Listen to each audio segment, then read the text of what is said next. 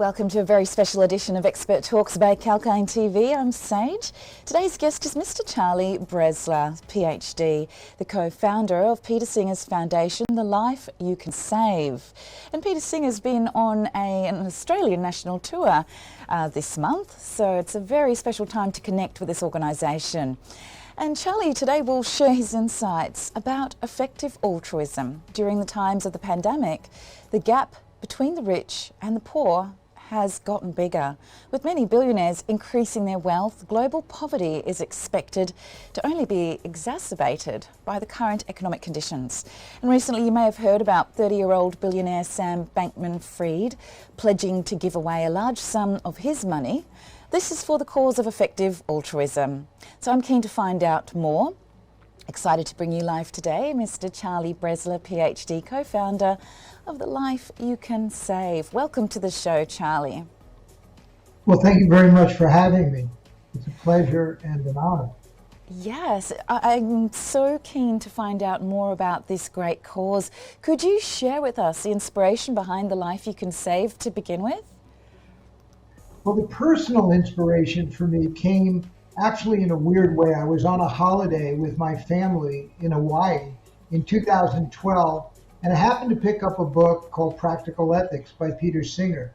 And I liked it a lot. I found it interesting. And so I decided to go on and read another book, which was by Peter, called The Life You Can Save.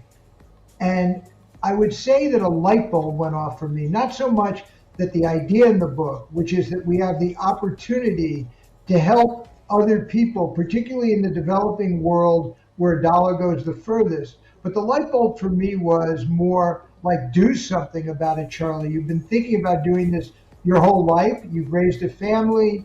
You've become a business leader. You were a tennis pro. You did all kinds of things, but you really haven't done much to help other people. So I found Peter's book inspiring. And then the other thing within the book that really got to me was a thought experiment called The Girl in the Pond. Is it okay if I share that with people? Of course. So the girl in the pond, Peter posits that you're walking by a pond wearing an expensive suit of clothes, and you are late for a meeting, but you see this girl drowning in this shallow pond. And the question he poses for all of us is, would you jump in and save the girl? And of course, Peter answers the question for all of us and says, of course we jump in and save the girl. But then he posits something even more difficult for people, which is that there are 5.3 million children dying every year of largely preventable illnesses that people would not die of in Australia or America. Children under 5 would not die of these illnesses or even contract them. But these children are dying. But we can do something about that. So in a sense, these 5.3 million children are very much like that girl in the pond. But usually we just keep walking, metaphorically, and go on to our meeting and don't do much about it.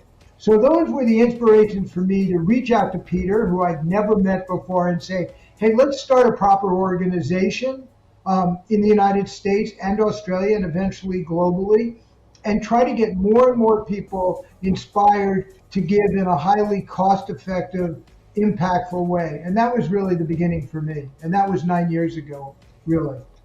Thank you so much for sharing your story. I think a lot of people maybe would like to do something about it, but just feel they don't have the resources to help in a substantial way. But I'd love to find out more about how your organisation can provide infrastructure to help these people shortly.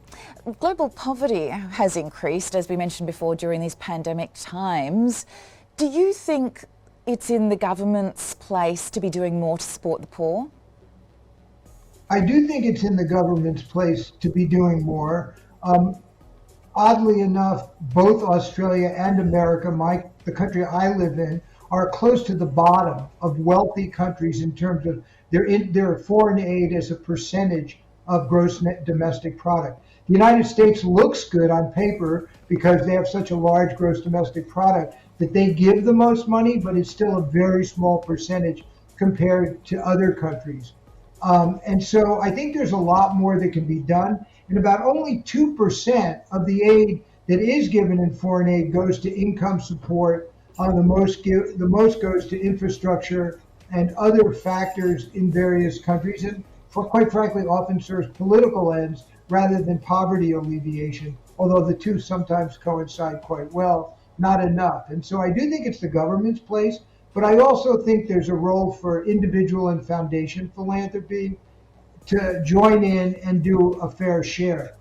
For example, in the United States, the country I'm most familiar with, we have about $300 billion plus a year that are given by individuals, but only 6% of that money is given internationally, where a dollar goes the furthest and can help people quite far away. And but still, the people who are in many ways in the greatest need, despite the fact that both in Australia and America there are people in tremendous need, but it often costs a lot more money to help those people than it does in countries in sub-Saharan Africa or South Asia.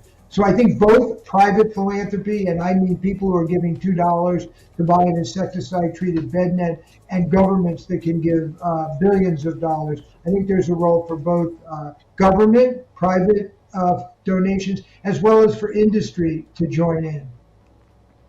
Yes, I hear what you say. I think the minimum wage in America is about $9 or $10 US, which is really quite low. In Australia, it's closer to $20 per hour. So it's a little bit higher, but not much different. And there's not a lot you can do with that sort of income through the week. You're really just making ends meet. Thank you for your insights there, Charlie. Do you think it's possible to really have a world without hunger and poverty, where everyone earns the same amount of money and has a decent standard of living? What do you think that world would look like? I think it is absolutely possible to have a world where there's no hunger and no poverty. What we're facing now in the Ukraine and in Yemen are, I would say, politically created famines and disasters. And often it's very difficult to stop that from happening.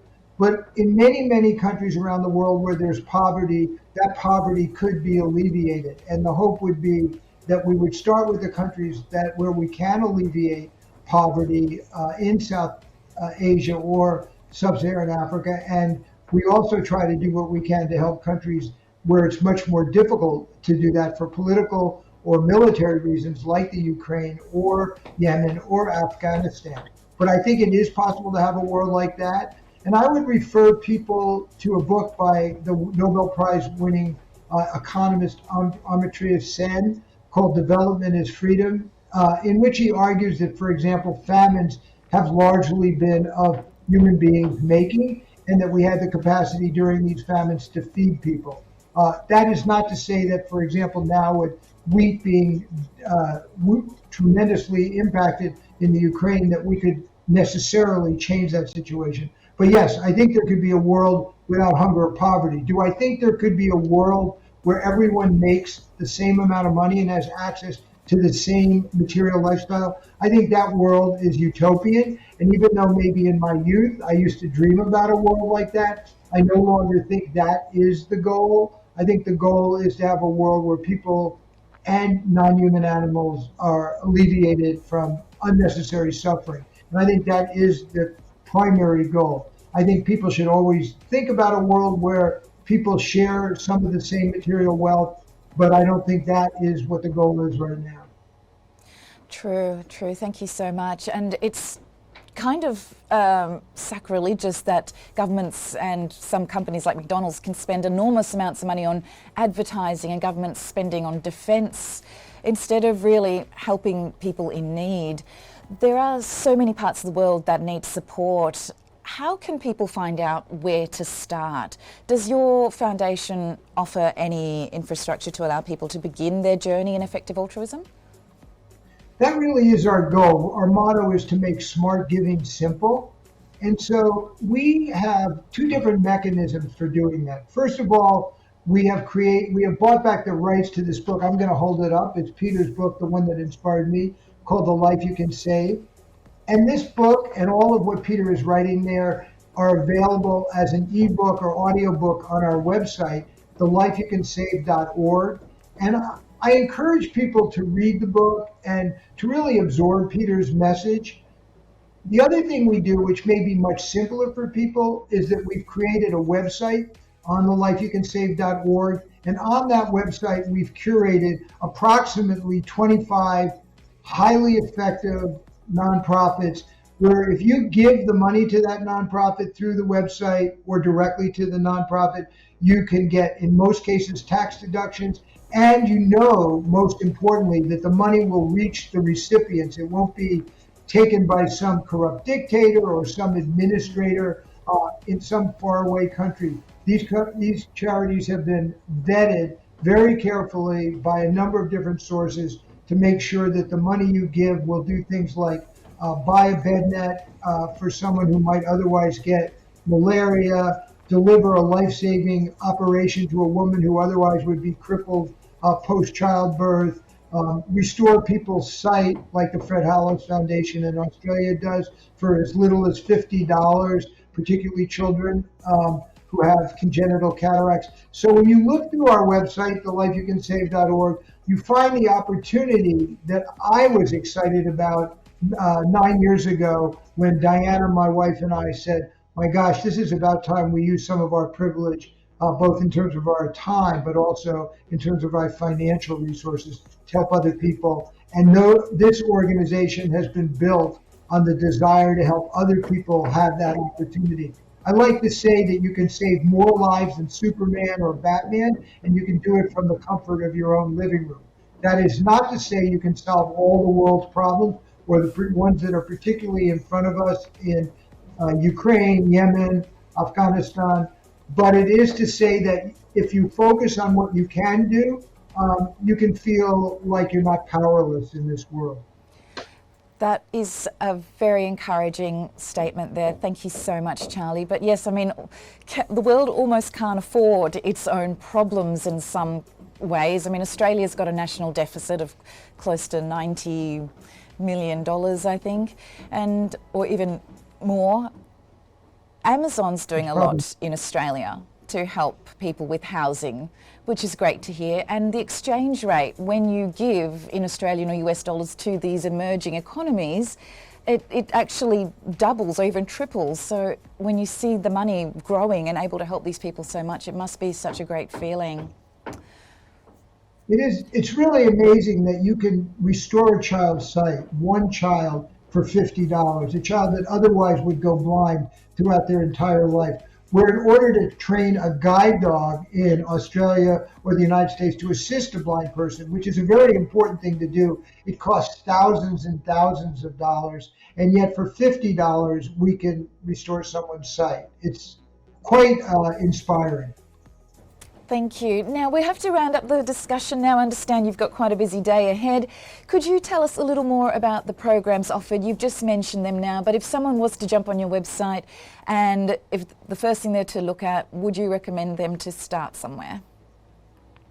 Well, on our homepage, you can find all the causes that we really help with. You can pick a cause and you can click on that cause and you can see what charities you can give to underneath that cause, or you can go to the best charities, which is at the top of the homepage, and the best charities will give you the choice of all of these various things. And we have a fairly detailed write-up of what the charity does, how they do it, what problem they're solving, and how they solve it. So I think we're delivering on making smart giving simple.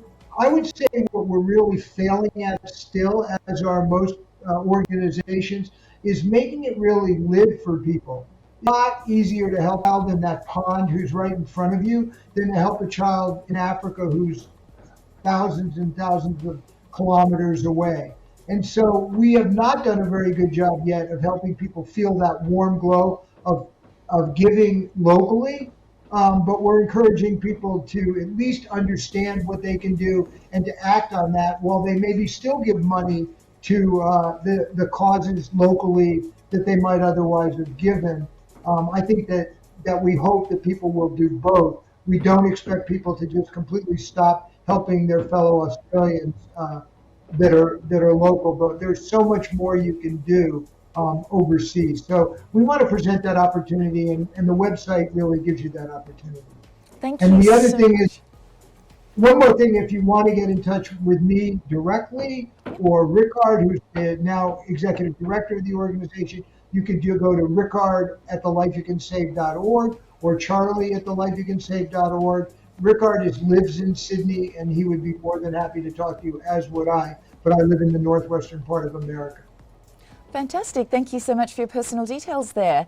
And I guess for people to be in the position to give, they have to invest in themselves first with a great education and a great job, so they're able to earn some money that they're able to then effectively give out to people in need. Would you agree?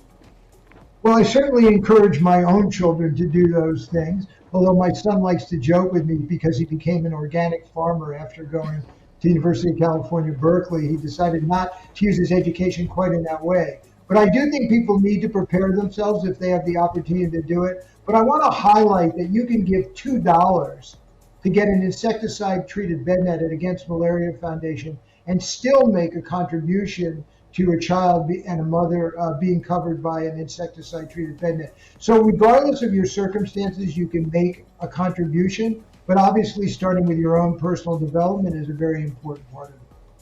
Great. Thank you so much, Charlie, for your time today. I really found that discussion inspiring.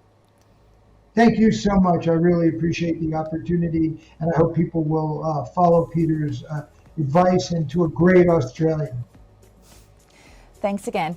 And if you just joined us, we had a very inspiring discussion with Mr Charlie Bresler PhD, co-founder of Peter Singer's Foundation, The Life You Can Save. And please check out more from their website or read Peter's book, The Life You Can Save.